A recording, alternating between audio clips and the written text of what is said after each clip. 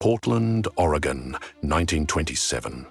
The air carried the scent of fir trees and the industrious hum of a growing American city. In a modest home tucked between quiet streets, Jim Elliot was born into a world already echoing with the weight of purpose. His parents, Fred and Clara Elliot, were steeped in evangelical faith, not rigid, but luminous, alive with scripture and selfless devotion. Their household sang hymns as naturally as breathing, their voices blending in reverent harmony long before Jim's could join. From boyhood, Jim stood out, not by charisma, but by intensity. Where other children scattered across fields in carefree abandon, Jim paused to ponder. His Bible, leather-bound and worn from repeated readings, became his compass early on. He scribbled in journals, even as a teenager, weaving scripture with musings on obedience, mortality, and the strange ache of longing for something eternal. The Elliot home fostered discipline, yes, but also imagination.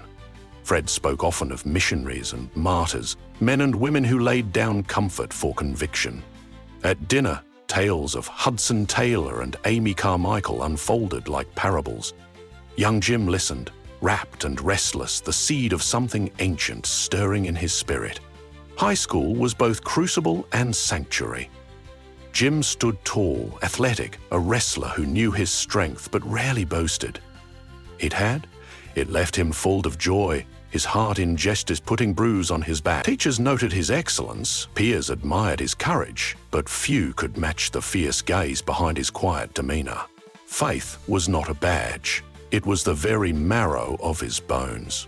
When asked what drove him, his answer was a quiet thunder, because Christ died for me. By 18, he was already setting his course not toward success, but surrender. He declined early offers that promised prestige, sensing that his life was not his own to mold. In one journal entry from this season, he wrote, "God, I pray thee, light these idle sticks of my life, and may I burn for thee. Consume my life, my God, for it is thine." He was not afraid of death. What unsettled him was living without purpose. That conviction became his compass, the heartbeat beneath every decision, every prayer whispered into the silence of late nights. As Jim packed his things for Wheaton College, he lingered over his journal, the ink still fresh from a recent entry. "He is no fool who gives what he cannot keep to gain what he cannot lose." The quote was not meant for an audience, it was a covenant, one between a young man and the God whose call he could already hear echoing from distant shores. Jim Elliot stepped onto the campus as more than a freshman. He was a young man, already aflame with purpose, searching not for a career, but for clarity. Wheaton was rigorous, intellectually, spiritually, emotionally. Here, Jim found kindred spirits, peers who prayed with the same urgency, professors who valued scripture as much as scholarship. In dorm rooms and lecture halls, he pursued Greek, theology, and the disciplined art of listening for God's voice. He was brilliant, but rarely boastful. Friends noted his deep convictions and stark simplicity. He wrote with fervor in journals, fasted regularly, and often retreated to solitude for prayer. He felt the pulse of eternity behind every assignment and every spoken word. And then, Elisabeth. She arrived not with fireworks, but with a presence that quieted rooms. Elisabeth Howard was also a student of Greek, a thinker, a poet, her faith as steely as it was tender. They first exchanged notes on syntax and scripture, but their dialogue soon became personal letters full of longing and theological reckoning. Jim was drawn to her depth, but hesitant.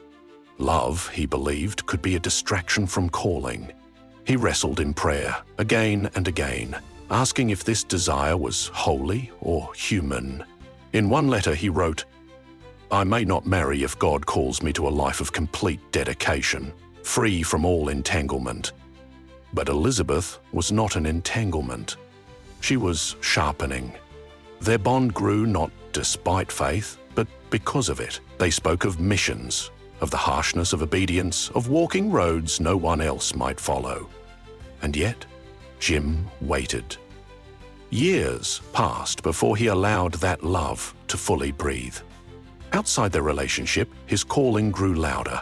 Jim began to feel burdened for unreached peoples, tribes untouched by the gospel, who lived in obscurity beyond the reach of conventional missions. Ecuador emerged as more than a name on a map. It was a summons.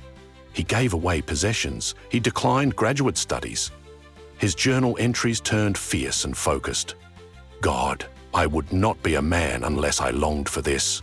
But you must choose. Choose thou for me and make me obey. Wheaton became a forge.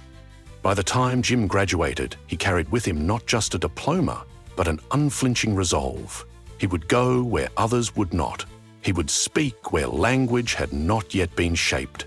He would die, if necessary, for souls who had never heard the name of Christ. His eyes were fixed far away, on a jungle river, on a people unnamed, on a life not owned but offered. No thunderclap, no vision, just a quiet certainty that settled over Jim Elliot like morning fog. Ecuador. The name had lingered in his prayers, whispered through missionary reports, and finally etched itself into his journal with ink that trembled from both fear and resolve. He was 24. At Camp Wycliffe in Oklahoma, Jim trained under seasoned linguists, missionaries, who had spent years among the Quechua people. He learned how to reduce unwritten languages to phonetic form, how to listen not just to words, but to rhythms, gestures, silences. Language, he realized, was not just a tool, it was a bridge to the soul.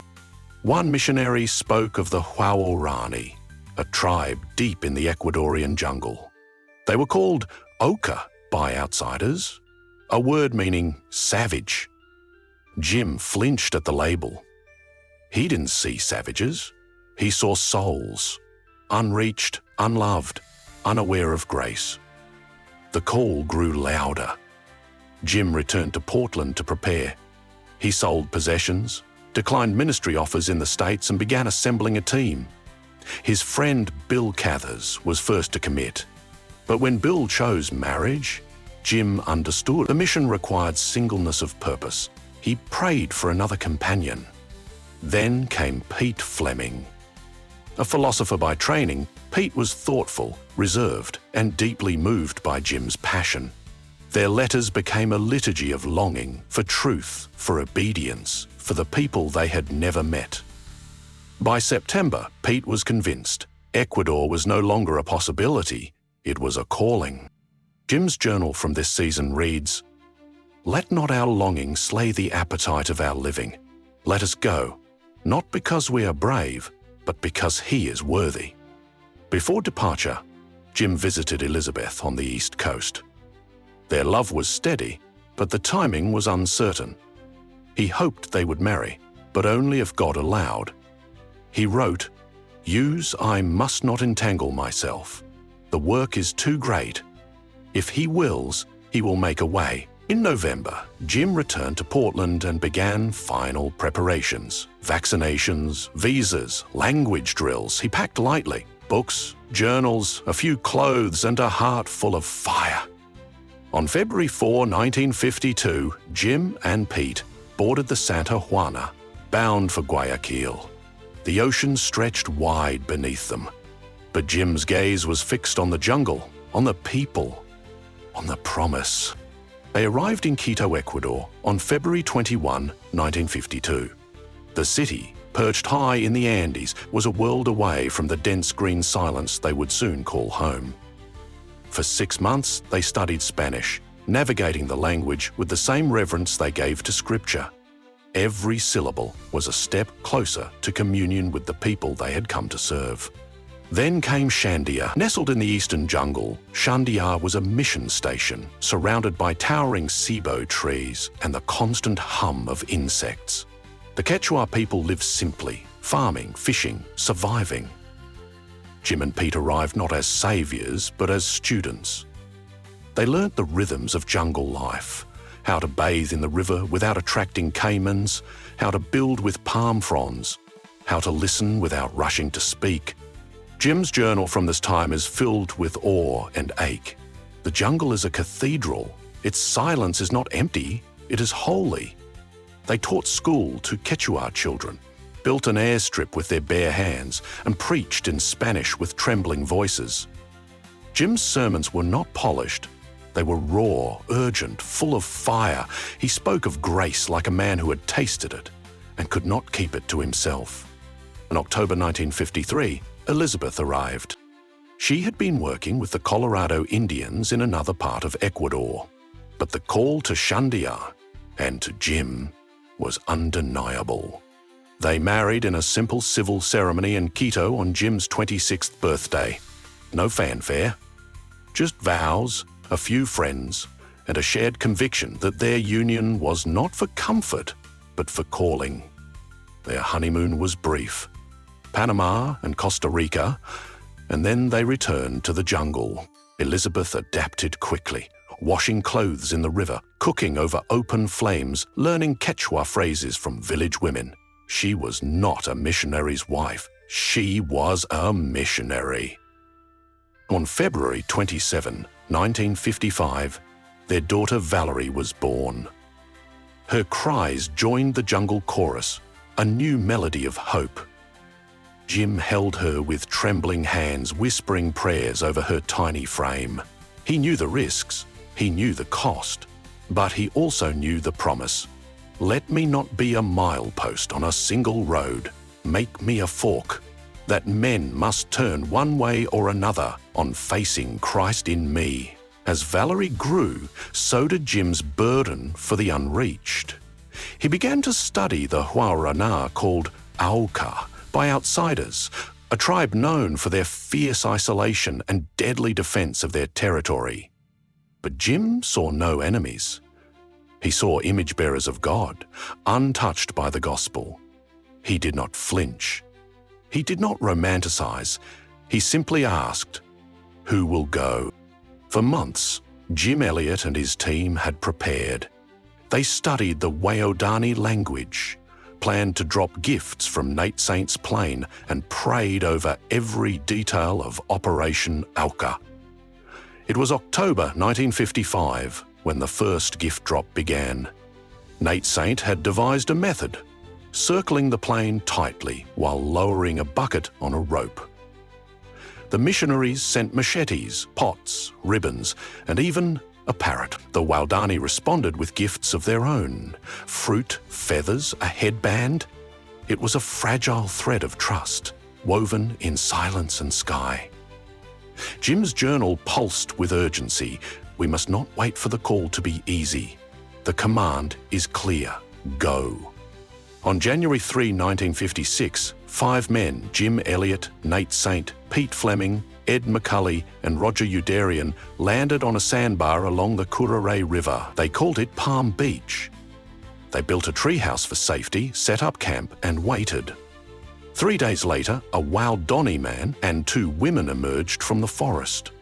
Jim waded across the river, arms open, heart pounding.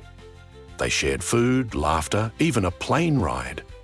The encounter was surreal, peaceful, promising. The missionaries radioed their wives. This could be the breakthrough. Unbeknownst to the missionaries, tribal tensions had flared. False rumors spread among the Waodani elders that the foreigners had harmed the visitors. Fear twisted into fury. On January 8, 1956, 10 warriors crept through the trees, spears raised. Jim saw them first. He had a pistol. He did not use it. Each man had vowed, "We will not kill those who do not know Christ." The attack was swift, brutal, final. Jim Elliot fell first, greeting the warriors with words they could not understand. His body was found downstream, pierced but not broken. The others lay nearby, their blood mingling with the river that had carried their prayers. Back at the mission station, Elisabeth waited by the radio. Silence, then static, then nothing. The world mourned, but heaven rejoiced. Jim's death was not the end. It was the seed. In time, Elisabeth and Nate's sister Rachel would return to the Waodani. They would live among them, they would forgive, and the tribe would be transformed. Jim had written, "When the time comes to die, make sure that all you have to do is die." He did. The ink never dried. Though Jim Elliot's body was buried in the jungle soil, his words kept breathing. His journals, raw, lyrical, unflinching, became a map for those seeking a faith that costs everything and gives more still. Elisabeth Elliot, with trembling hands and a resolute heart, compiled them into Shadow of the Almighty and the Journals of Jim Elliot, letting the world hear the voice that once whispered in the quiet of Wheaton dorm rooms and jungle nights. He is no fool who gives what he cannot keep to gain what he cannot lose. Jim Elliot, October 28, 1949. That line, scribbled in a journal not meant for public eyes, became a rallying cry. It echoed in pulpits, classrooms, and mission fields. It stirred the hearts of young believers, daring them to live with abandon for Christ. It was not a slogan, it was a surrender.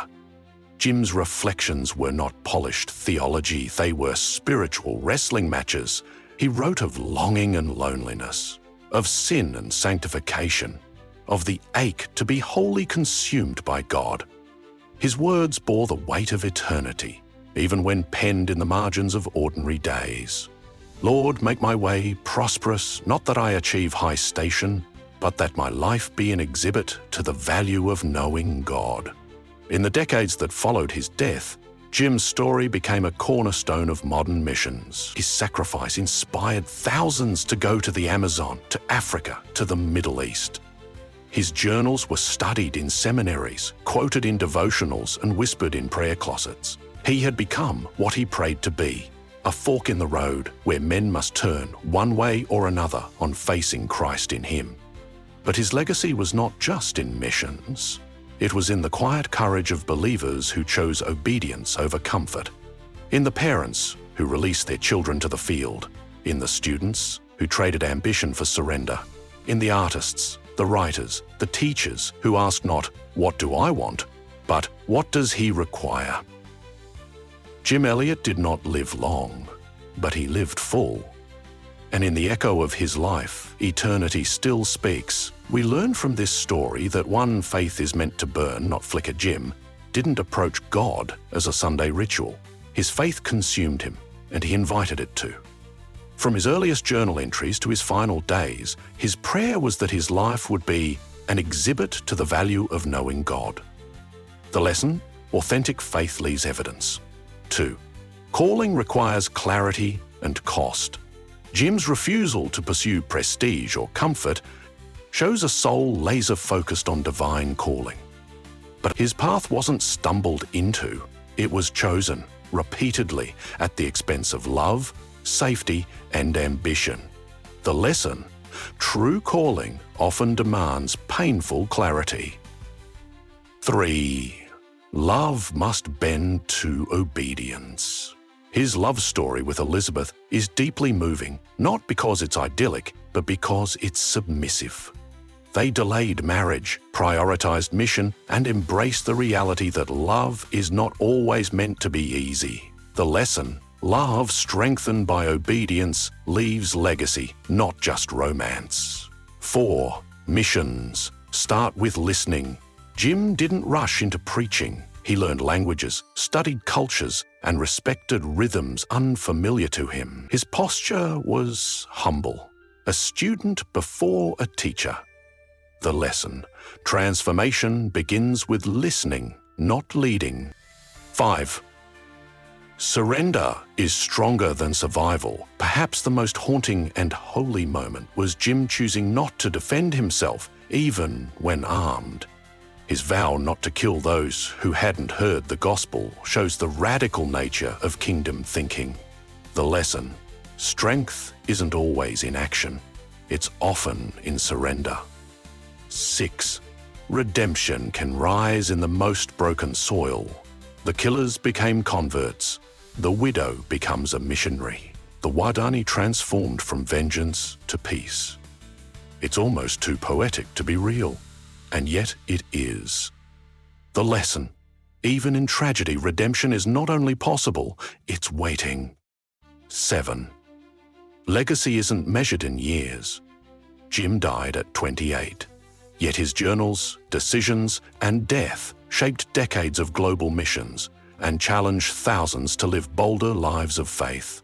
The lesson: impact isn't about length, it's about depth.